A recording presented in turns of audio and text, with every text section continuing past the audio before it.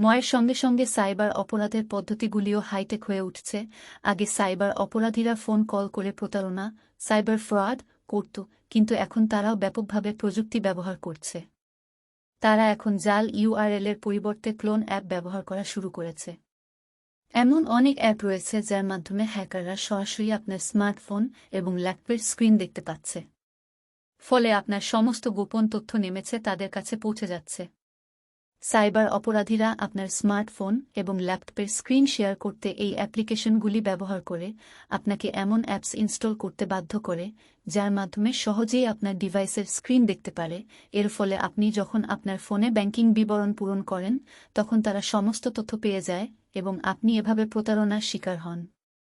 Cyber অপরাধীরা TeamViewer, AnyDesk, RustDesk app, Pushbullet app ব্যবহার করে smartphone ও ল্যাপটপের স্ক্রিন শেয়ার করে।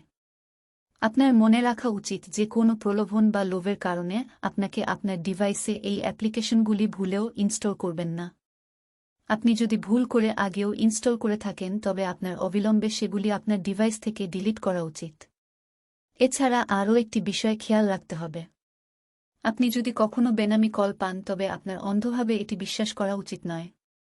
আপনি যদি এটি করেন তবে আপনি ভুগতে পারেন। এর ফলে আপনাকে আর্থিক ও ব্যক্তিগত উভয় দিক থেকে ক্ষতির সম্মুখীন হতে পারে।